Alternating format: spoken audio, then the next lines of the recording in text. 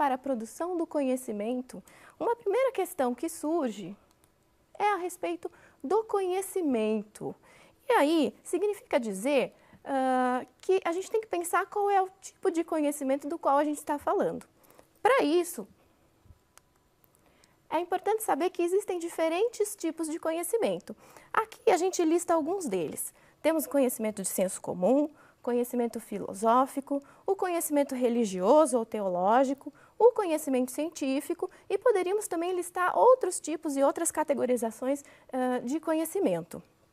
Bom, é importante saber que esses tipos de conhecimento no nosso cotidiano, eles se encontram articulados, né? Então, no nosso dia a dia, muitas vezes é difícil a gente saber onde começa um tipo de conhecimento e onde termina outro. Mas, de maneira geral, existem algumas características que ajudam a gente na definição de cada um desses tipos de conhecimento.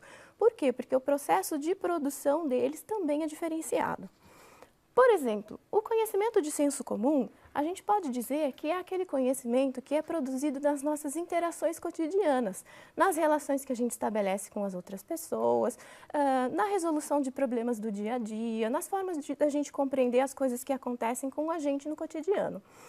Esse conhecimento de senso comum, muitas vezes, ele é produzido com base em crenças, com base em coisas que a gente aprende com as outras gerações. Então, ele é um conhecimento que ele é superficial, muitas vezes contextual, não sistematizado, baseado nas nossas experiências.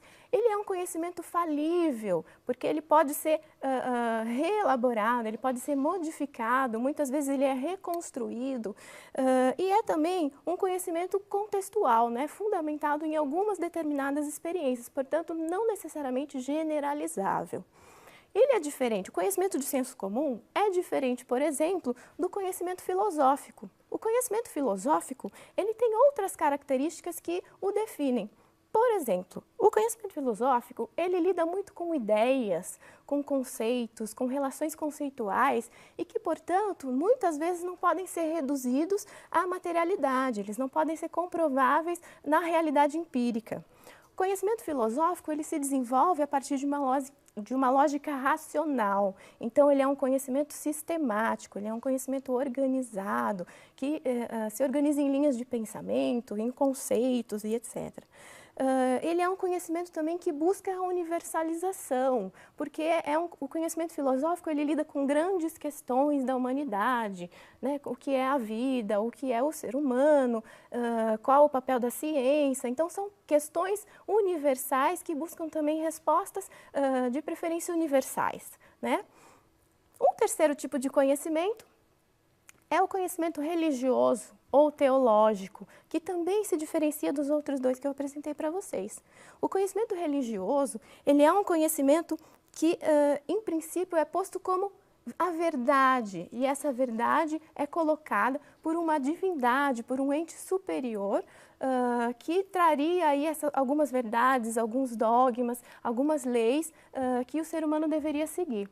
Portanto, esse conhecimento religioso, ele não é comprovável, inclusive porque, para você lidar com esse conhecimento religioso, é necessário uma certa dose de aceitação, de crença, de confiança nessa entidade superior. Portanto, esse conhecimento religioso tem também algumas outras características que o diferenciariam dos demais. Por fim, a gente tem então o conhecimento científico, que é o conhecimento sobre o qual a gente vai estar falando ao longo da nossa disciplina. E aí eu gostaria de destacar para vocês algumas características desse conhecimento para a gente entender basicamente qual é a lógica, né? Como que ele funciona e como que a gente pode pensar o processo de produção desse conhecimento científico. Então, o conhecimento científico ele é sistemático. O que significa isso? Significa dizer que o conhecimento científico ele segue uma organização, uma lógica, ele é fundamentado em conceitos, em teorias, de uma forma organizada. O conhecimento científico, ele também busca uma generalização. Então, por mais que a pesquisa científica, por mais que a ciência muitas vezes tente resolver alguns problemas específicos, a gente sempre está pensando um conhecimento científico que possa ser generalizável a outros contextos, que possa se articular a outros conhecimentos já produzidos. Então, ele não é contextual, ele busca sempre essa universalização, essa generalização. O conhecimento científico, ele também é verificável, porque ele é fundamentado numa base empírica, como a gente vai poder ver ao longo da nossa disciplina. O conhecimento científico também ele é falível. O que significa dizer? Significa dizer que ele pode ser reconstruído, ele pode ser modificado. Um conhecimento científico que hoje é válido, daqui a 50 anos pode ser questionado, porque a ciência está sempre em movimento e o nosso contexto também está sempre em movimento. Por fim, o conhecimento científico está sempre em busca de novas questões, de novos problemas, né? Nesse sentido que eu falei, que é um conhecimento que está em movimento, em processo, não é um conhecimento verdadeiro, pronto e acabado. Muito bem. Se estamos falando, então, de um tipo de conhecimento que tem algumas características específicas, é preciso pensar que para o processo de produção desse conhecimento científico, existem alguns caminhos necessários, algumas estratégias, algumas possibilidades que devem ser observadas. E é aí que entra o conceito de método. O método, na verdade, é o caminho que eu preciso observar para produzir esse conhecimento científico. Então, a gente está falando de caminhos, de estratégias. Portanto, nessa nossa disciplina, a ideia é trabalhar com estratégias, caminhos e possibilidades para a produção do conhecimento científico. Muito bem.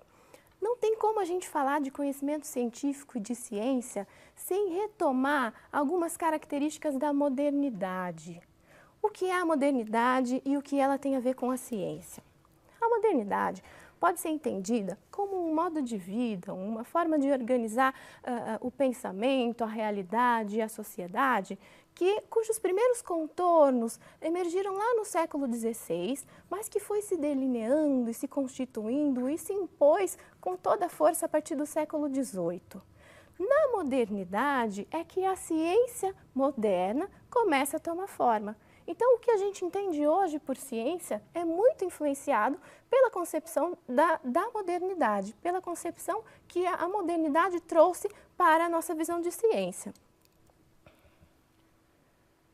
Então, algumas características para a gente compreender essa modernidade, para então pensarmos quais são as características que a ciência vai assumindo.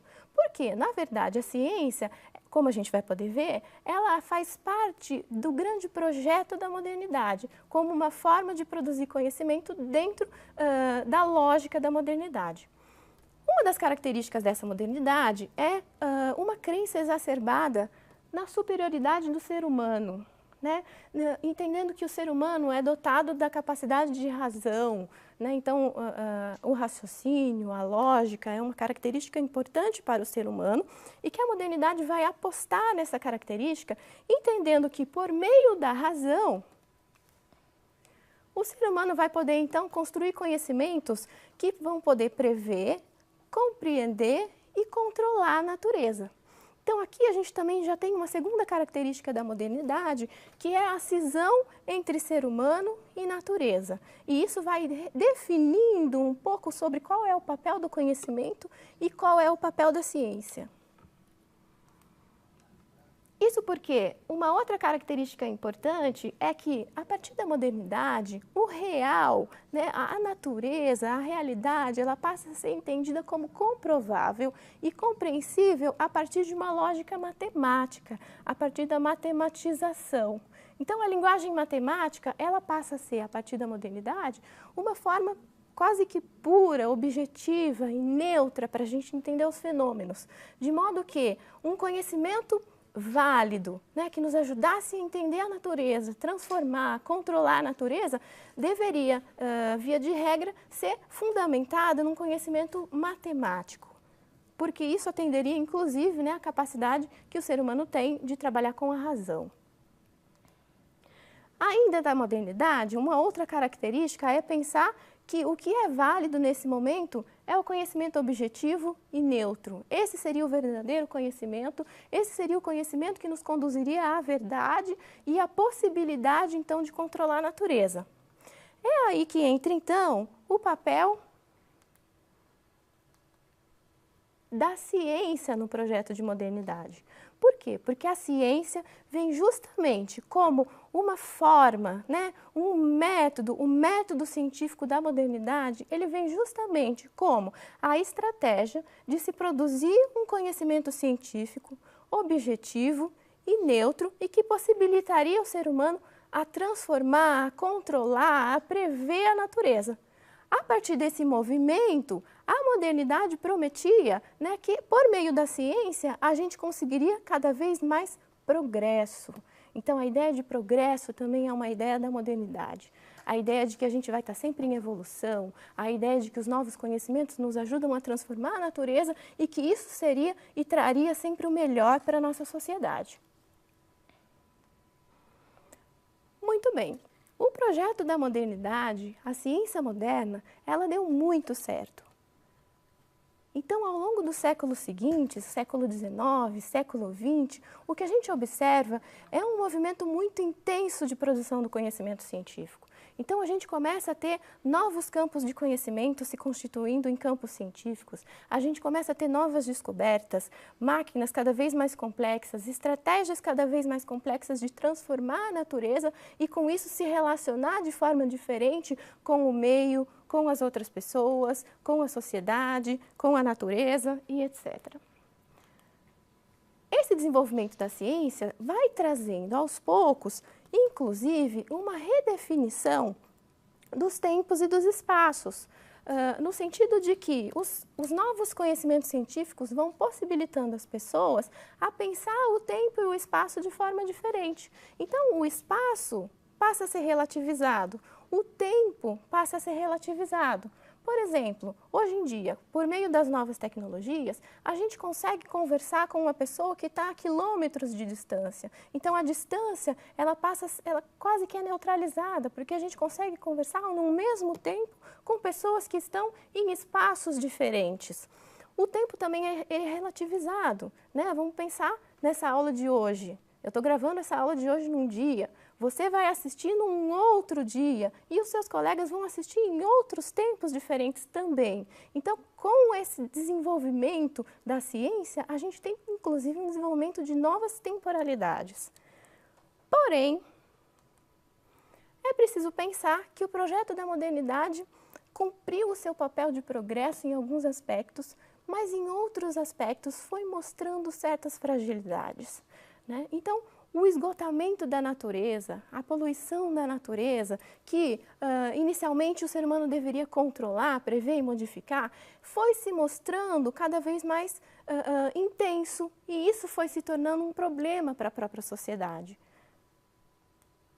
Ao mesmo tempo, outros problemas foram aparecendo. Então, todo o progresso que a modernidade prometia, ele não estava dando conta de algumas outras coisas. E com isso, por exemplo, as desigualdades sociais estavam cada vez mais intensas e as pessoas foram percebendo que a ciência não necessariamente estava dando conta de produzir esse progresso em todos os espaços e para todas as pessoas. No campo científico, a gente também começava a ter outros questionamentos, né? Porque cada vez mais conhecimento científico era produzido, era aprofundado e com isso ocorreu um movimento de cada vez mais isolamento dos campos científicos, de modo que a gente começa a ter visível uma fragmentação e uma hiperespecialização do conhecimento. As diferentes campos da ciência começam a não se conversar e isso começa a trazer problemas, isso começa a trazer limitações para o desenvolvimento da própria ciência. Muito bem, podemos ver então que com o desenvolvimento da ciência, algumas questões foram aparecendo e foram deixando transparecer alguns problemas que ela não estava dando conta de resolver. Com isso, o projeto de modernidade começa a ser questionado. E aí eu estou falando já do século XX, de meados do século XX, né? Que é quando começa a se apontar o que seria uma crise paradigmática, tentando mostrar que a modernidade já não estava mais dando conta de todo o cenário contemporâneo. E com isso, você tem a emergência do que a gente chama dos novos paradigmas científicos. Esses novos paradigmas, eles começam a propor uma forma diferente da gente pensar o conhecimento,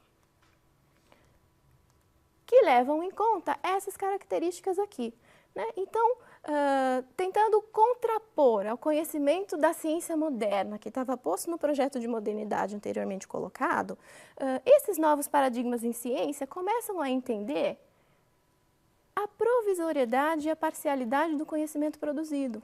No sentido de que o conhecimento produzido, ele não é universal, ele não é uma verdade imutável, ele não é pronto e não é acabado. Ele é um conhecimento que é sempre parcial, ele sempre parte de um determinado ponto de vista.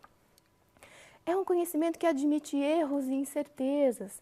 Por quê? Porque o método científico que se propunha um método infalível, ele começa a mostrar que o próprio conhecimento em si, ele nunca é infalível, porque ele vai estar sempre permeado de ilusões, de incertezas, de erros que são inerentes ao próprio olhar do ser humano. Ou seja, a subjetividade do pesquisador, que era tão colocada de lado, né, em busca do conhecimento objetivo, começa a ser visto também como um elemento importante. E, por fim, a importância de uma visão sistêmica que passe a integrar os diferentes campos do conhecimento e que possa ser colocado como uma forma diferente da gente pensar a realidade e, com isso, tentar olhar de uma outra maneira os problemas da sociedade. Essa visão sistêmica, por exemplo, ela pode ser vista no pensamento interdisciplinar ou transdisciplinar, que a gente vai ter a oportunidade de conversar um pouco mais ao longo da disciplina.